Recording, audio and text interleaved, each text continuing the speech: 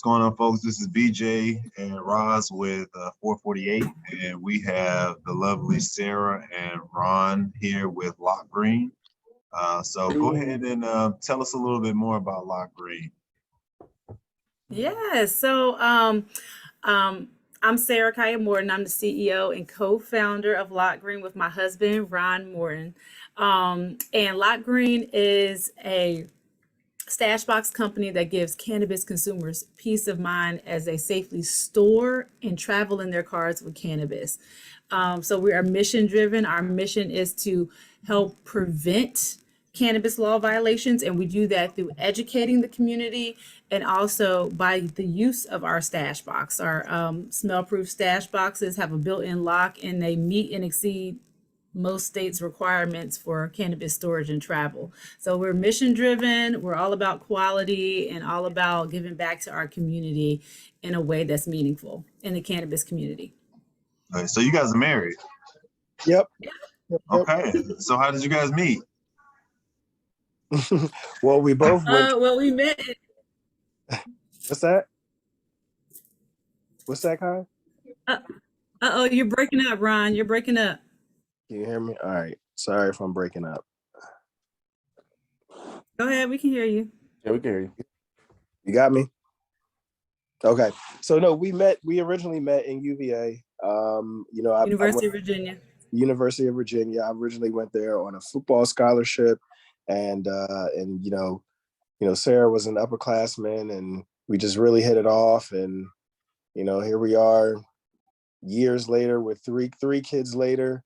We have a teenager as well as a young baby, and my daughter, and she's a joy. But it's been a very long ride. We've known each other quite some time now. Okay, so you guys are Black, you guys are educated, and you guys are married in the cannabis space with a cannabis product. Okay.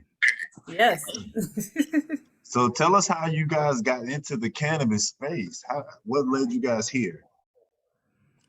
Well, I've worked in the cannabis industry now for at least over 12 years. I started my origins began in Denver, and working out in that market. When it started earlier, that was around 2010, 2011, and was out there for a very long time, traveling back and forth to home. Obviously with our family, and back to Virginia, and then once things kind of opened up on this side, is the Maryland market.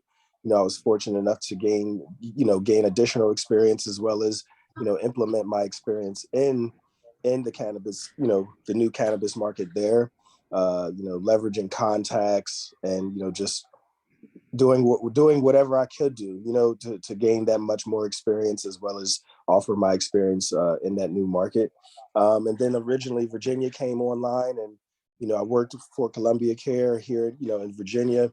And, eventually I found what my true passion was, and being able to work in the cultivation. And now I design cultivation facilities with a team of other very wonderful and intelligent guys. And, I travel around the country and the world to go to different projects and be a part of some really amazing things that's coming together. So, and all along this whole story, Sarah was, doing her part, advocating, representing, being the wealth of knowledge, staying on top of, everything, the new laws, the new states, everything that's happening within the cannabis space as it's an ever-changing landscape. Sarah was able to really harness and find her way within that market. And, by way of doing that, that's kind of like the birth and how, Lockgreen emerged in terms of our boxes, because of how the laws are worded, and folks don't really understand how liable they are. They're still at risk, with traveling with cannabis. So, and everyone's so hyper focused on, it being legal, and and just being able to carry cannabis, but they don't think, a step further of, okay, well, what type of risk am I still able to incur, or what type of penalty am I still able to incur from law enforcement, because I'm not aware and I'm not well informed of the laws, other than just cannabis being legal, So yeah, man. I know that was probably a lot. Don't mean to rant. So No, you're good. Yeah, but something Something that's interesting, I'll add to that, is when Ron initially went out to Denver, um, he proposed that to me like, oh yeah, there's this job opportunity in Denver working in cannabis. And I was like, what? Cannabis? Are you serious? What? And we had just had a second baby, like just bought a house. I just got a new job. Like I was like, I was like giving major pushback. And he saw something that I didn't see at that point. And I think that it took education from him. It took persistence. It took me just literally seeing what the industry looked like out there in Denver before I even like wholeheartedly came over to being like, oh, okay, this could be good, The so real so thing. definitely was led by by Ron, because I was like, no, that's we no. So Ron, you really had to kind of go out there on a leap of faith. And Absolutely. okay, so you went out there on a leap of faith, and you probably really don't know many people. You're out there in a state that's predominantly white, and your wife and your kids are back home. But you had to convince your wife. So Sarah, what was it that ultimately convinced you? Because looking at it from the outside, looking in, I'm looking at Ronald's standpoint, Ron, and being married with kids, and having a wife that's giving you pushback and still able to do it, and then now you guys are here. I think a good way to kind of is I was very emphatic about it, about the market that was developing out there. I had contacts out there that I would regularly keep up with. There was just so many signs and things that were going on in Denver at that time, that were put, that in doing that, having to talk with Sarah and really convince her. And when she says pushback, she gave pushback, but I mean, ultimately she was very supportive, because it is something that is very much real, obviously, as you know now. But and once you kind of see how things develop, and obviously the market's making their way back here on the East Coast, as well as how just how things are all over the country, she can see for herself, and she understands obviously how major that was. So Yeah, but but back in it takes 2010, I didn't right. see that. Right. Back in And it takes 2010, I didn't see sacrifice. that at It all. takes a lot of sacrifice. I sold my car. I was all in, you know what I mean? And I still am. But I was really all in on making that move. So, Yeah, and here and we are. something else that went into that too is that, and that's a part of our story that we didn't mention yet, with Ron's story specifically, but mine too, is when he was in college, he got a cannabis conviction. So Right. he had a misdemeanor on his record. So as he's coming out of college trying to get jobs, I saw firsthand how that impacted a person, right?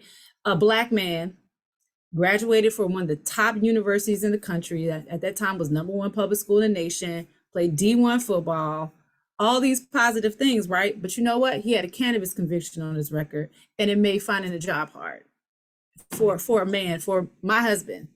So I think that part of what went into that, yes, it was an education, but my initial apprehension was cannabis is what's causing our problems.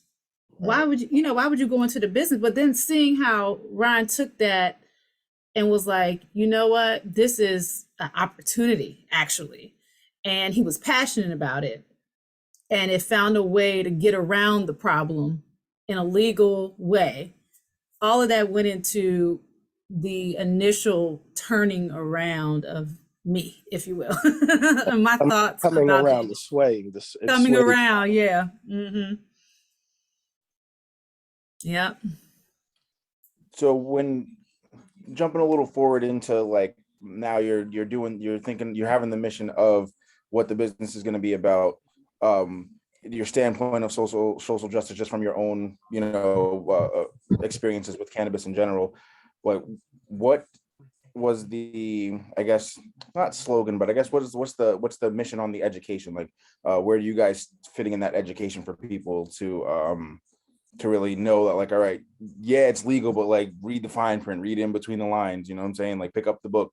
Yep. Like I guess what are So those like sources that yeah. So I come from a family of educators. My mom, my grandparents, my sisters, my, grandfather, they great grandfather, they were all educators. So I never wanted to be a teacher.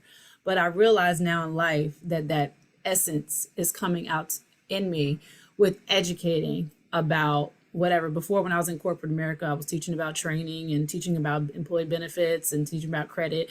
Now I'm teaching about cannabis, and I love it. I love it. But that need came about because Ron and I have always followed the laws in Virginia, because that's where our home base was. Even though neither of us are originally from here, we've been here for years, years since we graduated college. And what'd you say, Ron? I said our family is here. Yeah, and our families are here. So we've been following the law for years. But when we saw in 2021, when the then governor, Ralph Northam, changed the law where he moved up the date of adult legalization in Virginia to July 1st, 2021, when it was supposed to be 2024. And he did that in April of 2021. So 2 months later, it was going to be legal. We're reading the laws, and we're like, okay. Well, guess what? People are going to be so excited about legal cannabis in Virginia. They're not going to look at the details. They're not going to look. The devil's in the details, as I said before on the live. Devil's in the details. I saw in the open container law that it was very clear, if you travel cannabis in your car, it needs to be in your trunk. That was very clear. But what was not clear was it said that anything other than the originally sealed manufacturer's container is considered an open container. So those are people who don't know what an open container is, just like the alcohol law, right? You can't drive in a car with an open beer can in your cup holder, right? Because the cop is gonna be like, you were drinking while driving, right? So that's an open container. So basically they said if any container that you have your cannabis in, unless it's an originally sealed manufacturer's container, is considered an open container, which is problematic because we don't even have a retail market here. Unless you're a medical patient, yeah, you can walk out of a medical dispensary. But what happens when you open the package? You can't travel in your car anymore. And what the real issue is the issue is in the language. And when you say open container in its original sealed packaging, the original sealed packaging from cannabis is the bulk packaging that it comes from when it's actually ready and weighed, and it's actually ready to be tracked and sold. When they put it, when cannabis is broken down into the eighth packaging or the small retail packaging, that's still not its original container. So when you're traveling around, even when you leave that dispensary and you have that bag that is nice and stapled and sealed up, and you sit it and you can place it right in front of your car, you're like, no, I still have this is its original packaging. That's not its original packaging, because it was broken down into something else from an original packaging. You understand what I mean? Yeah, so it needs to be clarity, which is our point. There's no clarity in the law around that. So guess what? You have a cop that pulls you over. They don't even know what originally sealed manufacturer's container is, right? Right. But they see something they don't like. They arrest you, they give you a charge. Now you got to go fight it. It's just too much. So what we're like, okay, what can we do to impact that? What can we do to prevent people from getting cannabis law violations? Because we've seen firsthand how it affects your family, not just within our family, but our communities. We know other people. We all do, right? We've seen firsthand how it affects us. So what can we do to prevent it? So that's where the two things come in: educating the community and then providing the stash box that protects. But the community education was really important. I've been sitting on the Virginia Normal Board of Directors since about 2017 or 18. I can't ever remember when, but since about 2018, through my involvement in that and through my love of education, I've moderated several forums where we've packed out buildings just educating people about what's going on with the cannabis law. So we knew people had a desire to learn. We knew that there was a need to learn. So we built that into our business. And that really sets us apart in the market. Yeah. Yeah, I agree. Just even when you were talking about, just the original manufacturing packaging, that spells problematic for me because as this thing does go legal on a more wide scale, what's going to become more prevalent is home grow. Yep. And when you're growing from home, say you grow, let's say you grow 3 plants and you yield about 3-4 ounces. Like there's no, the original packaging is the stem it came off of. So it's like, how is there, there's nothing in place to protect people once home grow does become prevalent and you're traveling with your home grow products. Yep. Yeah. There's so much room that's left for interpretation, and it shouldn't be that way. It should be very, very cut and clear, because it's, again, when they legalize cannabis, everybody's so focused on it, just being legalized, as opposed to, and I mean, of course, but we're coming from a safety and, an informational perspective. And I just think that's something that's important, as well as all the, the social equity, all the other branches that come along with, a cannabis industry. I think it's important to understand and start with education first. So that way, you don't have to rely on ignorance. You can't use ignorance as an excuse, right? So, yeah. Yeah, and there's a lot of it out there, and that happens when there's confusion, right? Yeah. There's confusion, it's not clarity. Even the cops, I referred to that earlier, a lot of police officers aren't familiar with the law in detail. We've come across and found that out as well. So there's levels of education from the state down, from us down, from in the community. We can't wait on anybody else. We got to do it. And that's something that Ron and I do. We just do it. We're not waiting on the law to become legal and the retail market to be good. We created a cannabis business. Right. We didn't wait on the state to educate us. We're going out and we're educating the community. So, that we decided to do what was needed. And that was a key part, was education. Right. Yeah, that's awesome. There's a lot of synergies between our brand and you guys' brand. The main thing education. When we started this company, we saw the need for education. I think this year marks the 85th anniversary of the Marijuana Tax Act in 1937, and so you have 85 years of miseducation, confusion, propaganda. And so, I feel like it's going to take at least 85 more years or more to fully reverse the stigma to where not one person believes this is something that's bad. Yeah. Oh, absolutely. Absolutely. It's going to take time. Yeah. Yeah, so, man. The Lockgreen business is not just the target market for people who are consumers. It's honestly also for people who just want to be educated as well. And what your initiative is amazing, and I really appreciate what you guys are doing. And as you're speaking about it, I'm sitting here thinking, like, when it actually does become federally legal, there are going to be major franchises that are going to want to market products like yours for safe carrying and and safe transport. And it's just like, wow, like the change that can come out of that and really break the mold on what's to come is I'm very excited for Lockgreen. Thank you. Yeah, it really is an awesome thing. And I mean, the tangible aspect, obviously the box, and has so many different applications in terms of, when you're going to different states, you have these new markets. Again, if you create it, they will come, and we don't want to wait for somebody to do it. That's why we promptly do it ourselves. And it's based in that education and knowing, each market, each state, the language of the regulations or the laws. And again, finding those different applications so that way we can protect the consumer. That's what we intend to do. Mm-hmm. So talk about the technology behind the lock that you guys came out with, because obviously there is, there's other stash box companies, but technology behind you guys, I'm thinking is different than what's out there on the market. So talk to us a little bit about that. So I have one here. This is one of our stash boxes. It's called our Lockgreen OG. It's just, very discreet, sleek.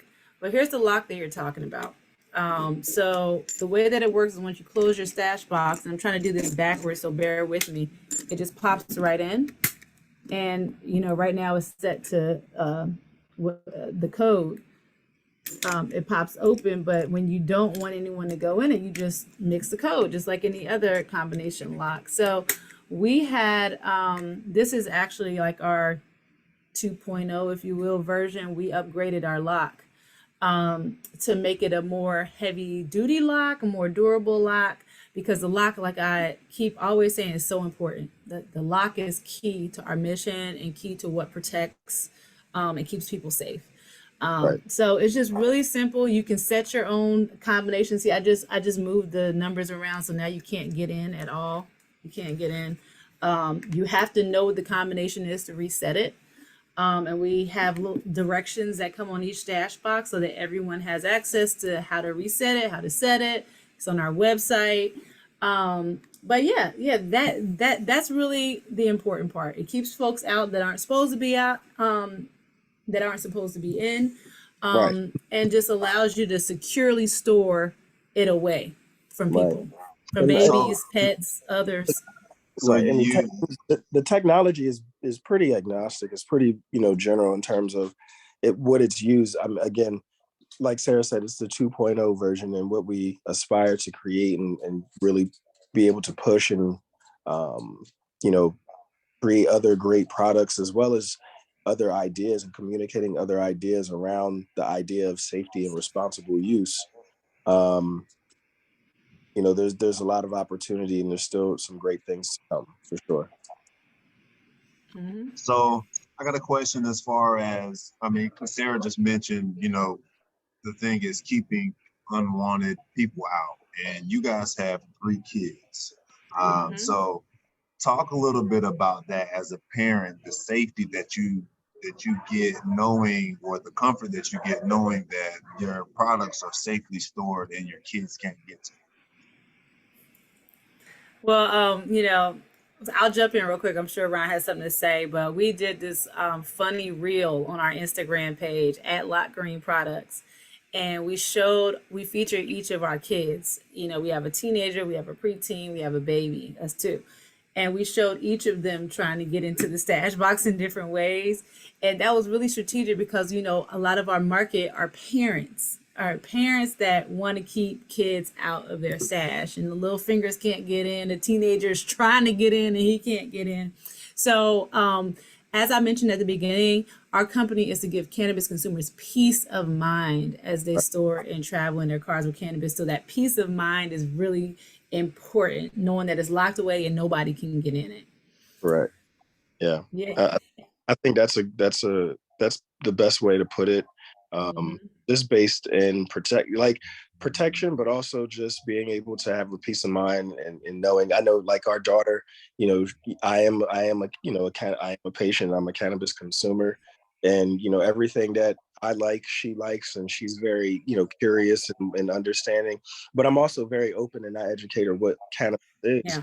At the same time, when I'm not around, or if something, you never want to be just too sure. So it's always good to just put your product up, and again, this provides just another peace of mind to do that, to have that, and having the box. Yeah, and something that Ron mentioned is very important to mention as well. We are open with our children about cannabis. The teenager, he's in high school, right? His kid, he's like, oh, these, my friends vape. They go in the locker room and they're vaping, they're smoking weed, and I'm just like, wah wah, And I was like, he sees,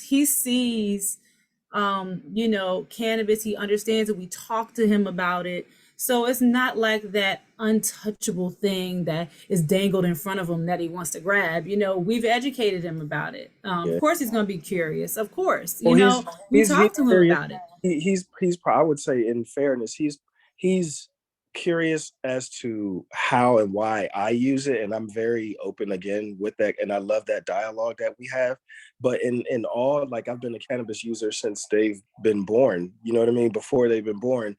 So in all essence is not really anything new to them. It's not something that they have to feel even the peer pressure about, because again, they're educated on what cannabis is, and it's something,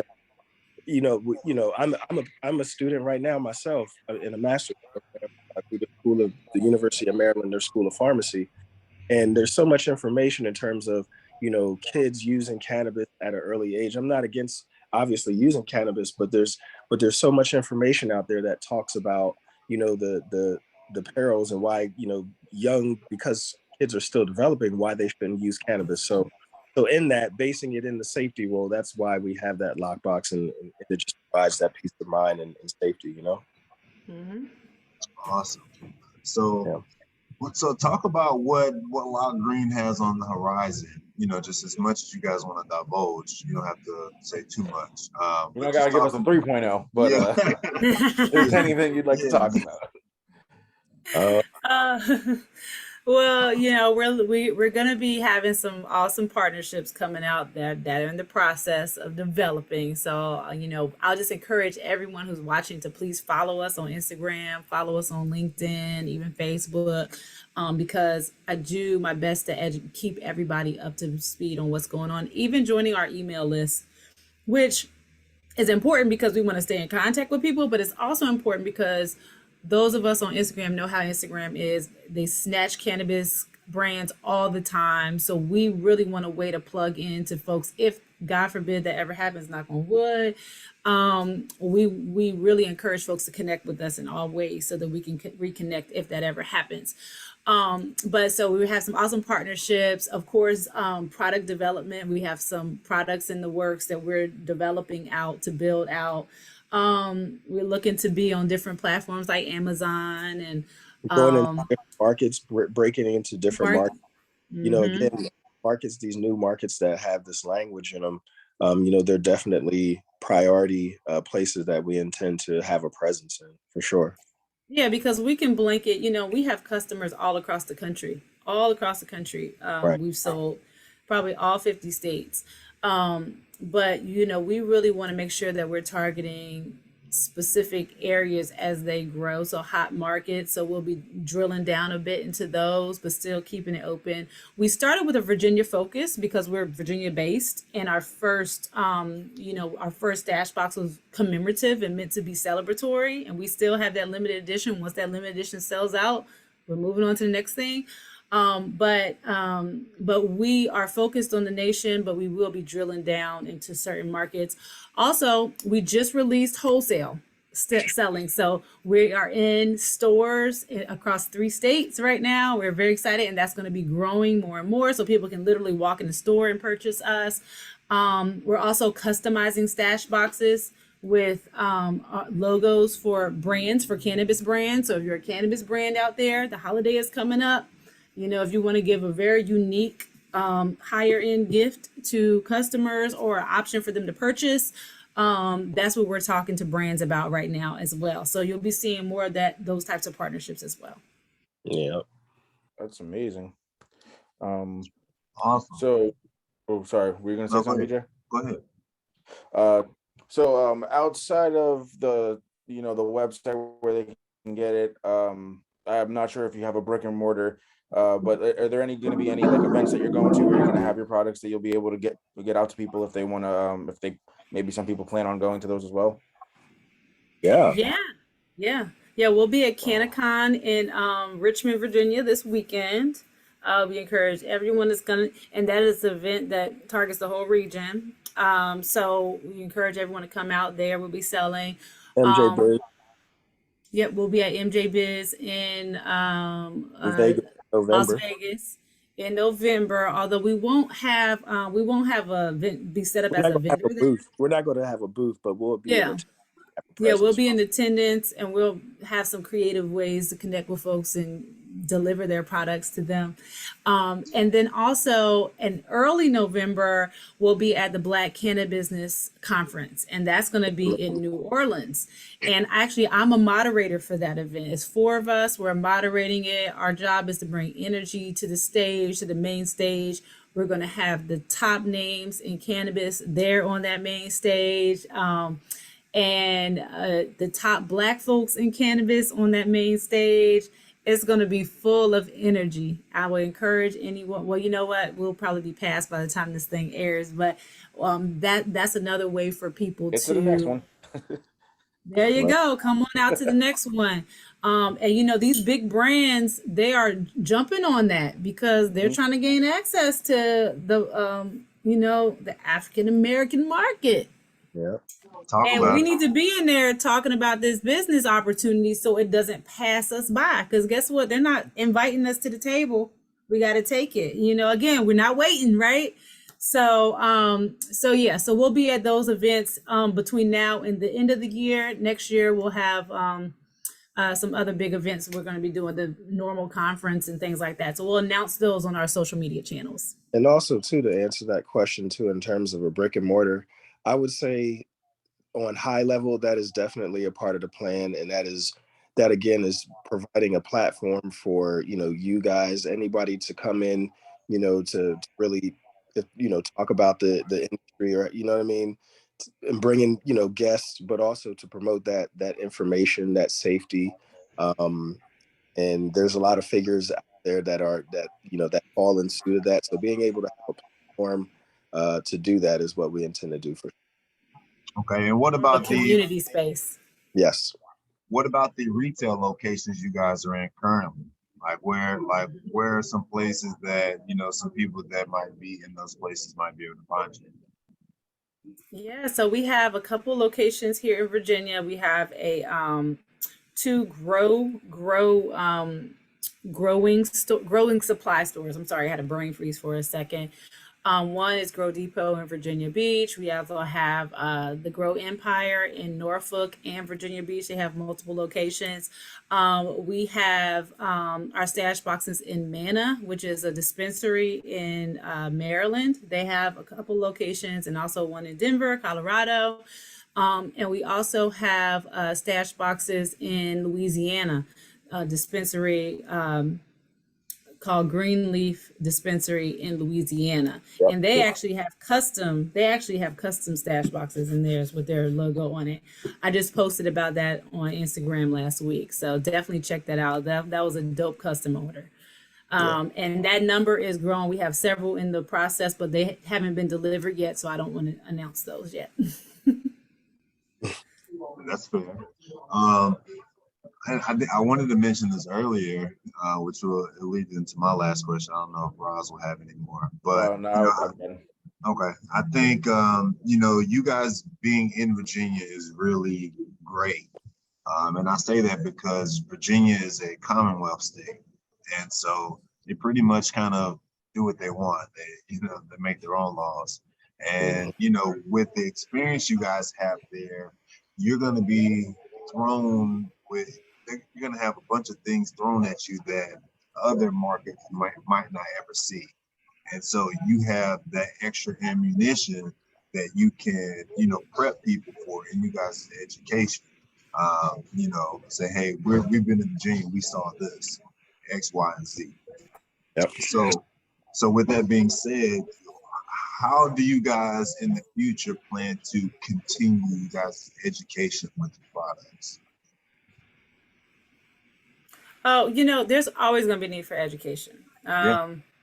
Always. I mean, they're still educating kids, folks about alcohol, and that's been legal for, you know, years. But, you know, I would imagine, you know, I'm liking it to that, but cannabis is going to be a lot different because there's a lot of, you know, they're coming off of prohibition in different ways. So, you know, you're going to have that education on the medical side. You're going to have education between THC, CBD. You're going to have the education between consumption methods and what's best for you. Because a lot of people, when you talk about cannabis, they think you have to smoke.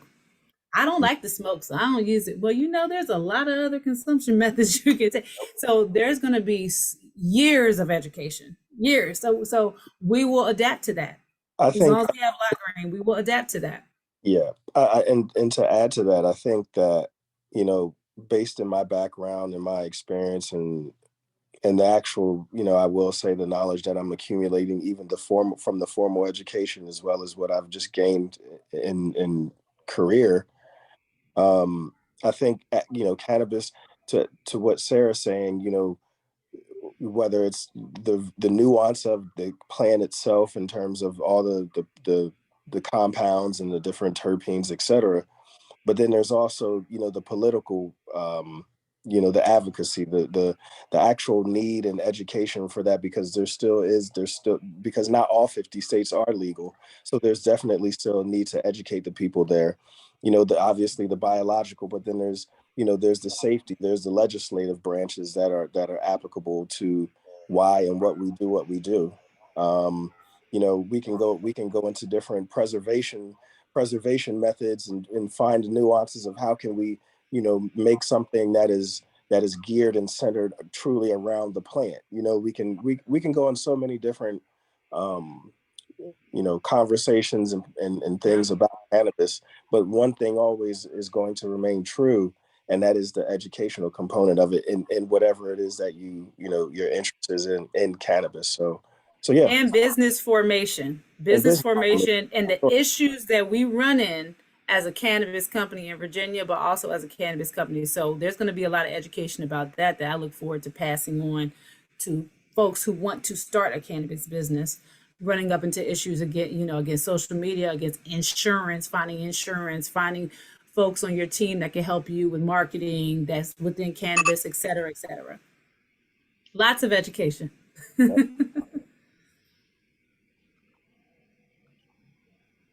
Awesome. Sorry, I keep having to mute my microphone. But is there anything else you guys want to let the people listening know about you guys?